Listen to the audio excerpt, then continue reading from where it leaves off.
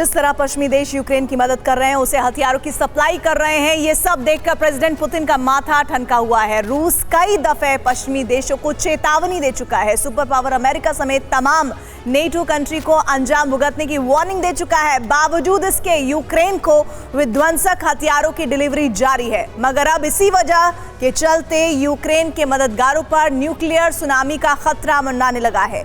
और इस बार पुतिन के टारगेट पर है बाल्टिक देश, जिनका नामो निशान खत्म करने के लिए पुतिन ने वॉर का ट्रिगर ऑन कर दिया है। कैसे, देखिए।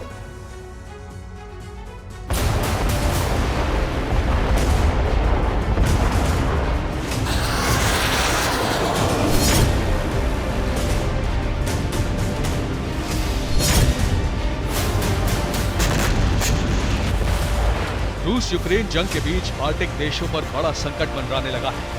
आशंका जताई जा रही है कि बाल्टिक सी से सटे देशों पर किसी भी वक्त रूस हमला कर सकता है।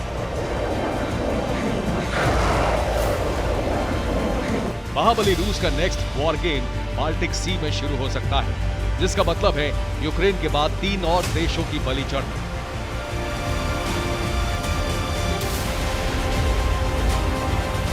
अब सवाल यह है कि यूक्रेन से जारी जंग के बीच रूस के टारगेट पर बाल्टिक देश क्यों आए? क्यों नेटो के 3 देश पुतिन की आंखों की गिरगिरी बन गए? तो आपको बता दें, इसकी वजह है यूक्रेन और अमेरिका। जी हां, वैसे भी पश्चिमी देशों के सैन्य संगठन नेटो और यूक्रेन की नजदीकियां पुतिन को कतई रास नहीं आ रही। इसी बीच खबर यह भी सामने आ रही है कि रूस के खिलाफ तीनों बाल्टिक देशों ने भी मोर्चा खोल दिया है। बाल्टिक देशों में अमेरिकी सेना की नई डिप्लॉयमेंट भी हुई है।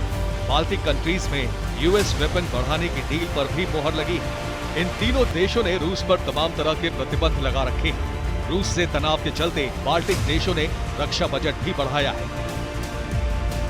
लातविया, एस्टोनिया और लिथुआनिया, यही वो 3 बाल्टिक देश हैं जो मौजूदा वक्त में रूस की टेंशन बढ़ा रहे हैं। दावा तो यहां तक किया जा रहा है कि जहां लातविया और एस्टोनिया यूक्रेन का समर्थन कर रहे हैं, वहीं लिथुआनिया ने तो अपनी सेना को जंग के लिए तैयार रहने का ऑर्डर तक दे दिया है।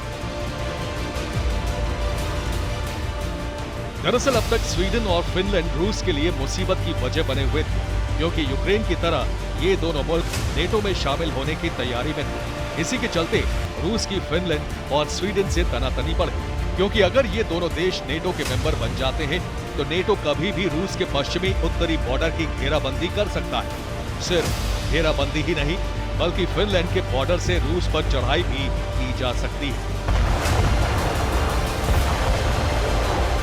लेकिन बाल्टिक सी के तीनों देश पहले से ही नेटो का हिस्सा हैं, लिहाजा पुतिन ने सीधे बाल्टिक देशों को धमकी दे दी।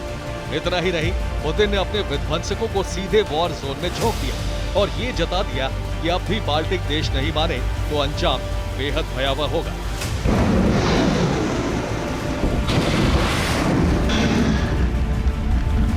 आपको बता दें कि बाल्टिक सागर के दक्षिणी छोर पर मौजूद कैलिनिनग्राद को पुतिन ने अपना न्यूक्लियर सेंटर बनाया है।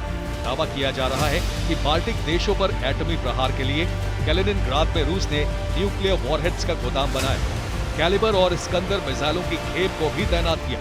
50 किलोटन वाले न्यूक्लियर बम इस शहर में स्टोर किए गए।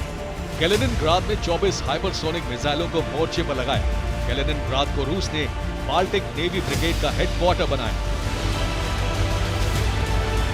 जानते हैं रूस की इस विनाशक तैयारी का मकसद क्या है? पोलैंड, जर्मनी समेत बाल्टिक देशों और नेटो कंट्री को काउंटर करना, समंदर के पास मौजूद इस हॉट पॉइंट से पूरे यूरोप को कंट्रोल करना, ताकि अगर गलती से रूस पर इन देशों की तरफ से कोई हमला हुआ तो प्रेसिडेंट पुतिन के एक ऑर्डर के साथ ही पूरे यूरोप में बाल्टिक देशों में तबाही मच जाएगी।